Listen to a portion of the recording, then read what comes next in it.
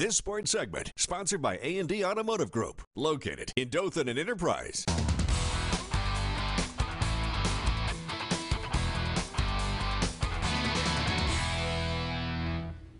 Good evening, folks. Well, for the second straight week, Alabama decimated their Southeastern Conference opponents. The Tide rolled over Texas A&M 45-23 before the home folks at Bryant-Denny. Now let's go to the highlights here. Early in the game, QB Tua Tagovailoa with his lethal attack, aerial attack that is, and then will be a ground attack here.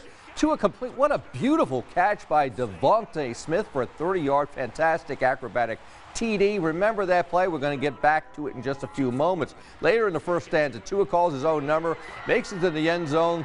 Bama scoring machine just warming up. The deluge is about to come from the skies on the gridiron itself in T-Town.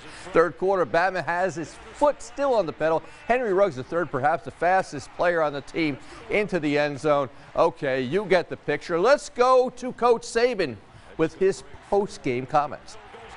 There's certainly a lot of things that we want to work to improve on, but I'm very proud of the way our team competed in the game. It was a very physical game. Defensively, we did a good job on third down when we got him in third down. And folks, remember I said don't forget that Tua Devontae Smith spectacular. The Cable News Network calls it their Collegiate Saturday Play of the Day. Fantastic acrobatics at its very best. All right, let's go across the plains to the plains. Early in the game, Auburn's Jatarvius Whitlow slices into the end zone from 5 yards out. Tigers lead 7-0 over Razorbacks. Short time later, Arkansas's Chase Hayden fumbles there, and Daniel Thomas returns the ball inside the 5-yard line. Now that would lead to an Auburn field goal. Tiger coach Gus Malzahn credits his defense, special teams for the win. Let's go to Coach Malzahn. I felt like it was a very good win for us tonight against the SEC opponent. Really what stood out to me is our defense played outstanding. I think we held them 3 of 17 on third downs, had 2 turnovers. Really our goal was to put pressure on the quarterback, and I feel like we disrupted the quarterback. Special teams, one of the better special teams performances we've had in a while. Next Saturday, Tigers will host Southern Miss at Jordan-Hare. Troy University scored from the sky in Blitz Creek precision to win on the road by the score of 35-27 over conference foe Louisiana Monroe. Troy quarterback Caleb Barker as well as Sawyer Smith combined to connect on a near-perfect 20 of 21 passes, nearly 300 yards, 3 TDs in the first half alone. It would result in a TD pass into the end zone there to Damian Willis. Tight game throughout the contest, though late in the fourth quarter, Louisiana driving, and that's where we have Enterprise High Product and preseason All-American Marcus Jones, number 8, beautiful, intercepts the pass in the end zone, saving a Trojan victory. Coach Brown says it was a defensive and special teams effort that won the game. I thought special teams were the difference in the game.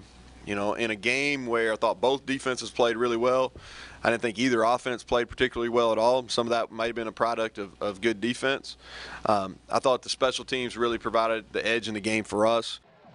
Caleb Barker, by the way, received the Sun Belt Conference Offensive Player of the Week award with his performance.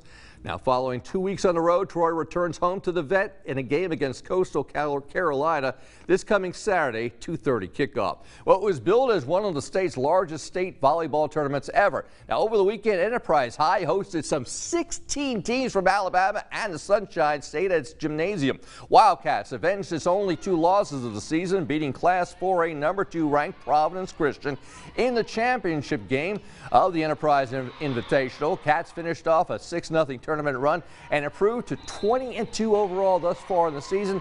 Enterprise AD Director Trent Trawick says the event drew several hundred players, coaches, and family. We're fortunate to have the facilities that we have. We actually have 5 courts. Obviously, with 4 pools this week, we're only using 4 courts, but we do have 5 courts that we could, host even a larger tournament if needed.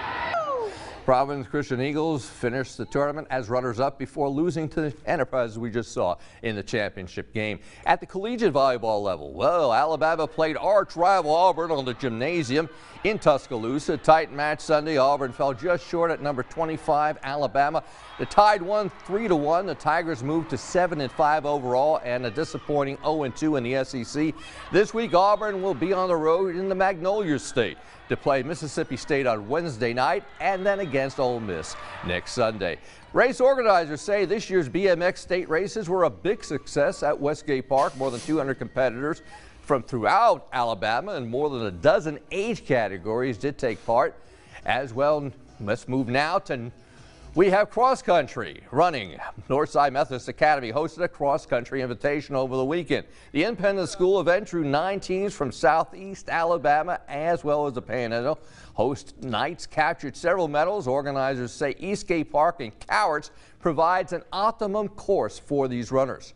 The majority of the meets that we participate in are down in Panama City, and then we travel to Montgomery. So we were really wanting to have an event here at home. Northside Methodist won the most medals during the meet at Eastgate Park over the weekend. On Saturday, fans, well, they poured into SunTrust Park hoping to see the Braves clinch their 13th National League Eastern Division title in franchise history, and there it was. They were not disappointed.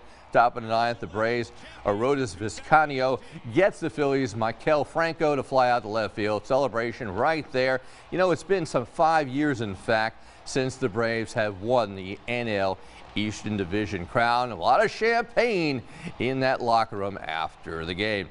Well, for the first time in more than 5 years, Tiger Woods has captured a PGA event on Sunday. He led from the beginning to the end of the Tour Championship in Atlanta. Here on the 18th par, he taps it in to win 11 under, Tiger's first victory.